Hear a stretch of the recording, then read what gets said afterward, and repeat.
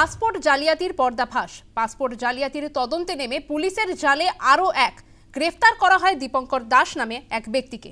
পর্ণশ্রীতে অভিযান চালিয়ে দীপঙ্করকে গ্রেফতার করে পুলিশ। উদ্ধার হয় প্রচুর জাল নথি, কম্পিউটার, প্রিন্টারও। পাসপোর্ট জালিয়াতিতে আগে গ্রেফতার হয়েছিল সমরেশ বিশ্বাস। সমরেশকে জিজ্ঞাসাবাদ করেই দীপঙ্করের হদিশ মিলেছে। আরও একবার জানিয়ে রাখবো, পাসপোর্ট জালিয়াতিতে পুলিশের জালে আরও এক। গ্রেফতার করা হয় দীপঙ্কর দাস নামে এক অভিযুক্তকে। পর্ণশ্রীতে অভিযান চালায় পুলিশ, আর এরপরে সেখান থেকেই দীপঙ্করকে গ্রেফতার করা হয়। উদ্ধার হয়েছে প্রচুর জাল নথি, কম্পিউটার এবং প্রিন্টার। পাসপোর্ট জালিয়াতির পর্দাফাঁস।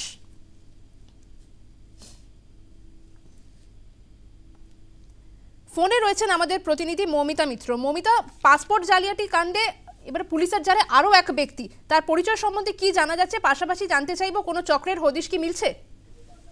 দেখো, পাসপোর্ট জালিয়াতিতে ইতিমধ্যে একটি চক্র কাজ করছে কলকাতা সহ বিভিন্ন জেলাগুলোতে, উত্তর দক্ষিণ চব্বিশ পরগনা বা নদিয়া জেলায়, এবং সেই চক্রের বেশ কয়েকজন পান্ডার হদিশ ইতিমধ্যে এই তদন্তকারী আধিকারিকরা পেয়েছেন।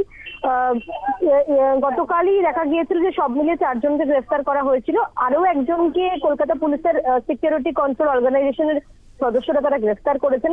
দীপঙ্কর দাস নামে এক ব্যক্তিকে পর্ণশ্রী এলাকা থেকে গ্রেফতার করা হয়েছে এবং তার কাছ থেকে প্রচুর জাল নথি তৈরির যে কম্পিউটার সমস্ত কিছু বাজেয়াপ্ত হয়েছে। একাধিক প্রিন্টার সহ একাধিক সামগ্রী বাজেয়াপ্ত করা হয়েছে এবং জানা যাচ্ছে যে 36টা ভারতীয় পাসপোর্ট এবং পাসপোর্টের ফটোকপি সমস্ত কিছুই তার ঠিকানা থেকে পাওয়া গিয়েছে।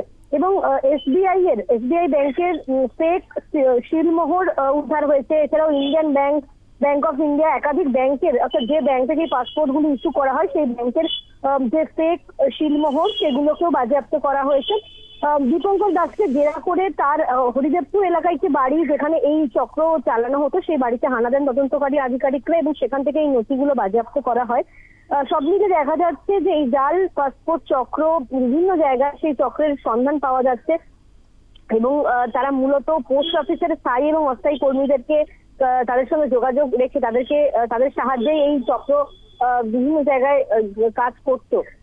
গতকাল পর্যন্ত যে 4 জনকে গ্রেফতার করা হয়েছিল, তারকনাথ সেন, দীপক মন্ডল এবং বারাসাতের বাসিন্দা সমরেশ বিশ্বাস এবং রিপন বিশ্বাস, এই 4 জনকে গ্রেফতার করা হয় এবং প্রত্যেকেই একে অপরের সঙ্গে রিয়াজও রেখে বা তারা নিজেরা যোগসাজশ রেখেই এই জালিয়াতি চক্র চালিয়ে গিয়েছেন।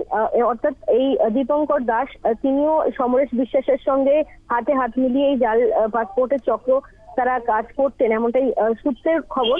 এবং প্রত্যেকটি পাসপোর্ট তৈরির জন্য 2 থেকে 5 লক্ষ টাকা নেওয়া হতো।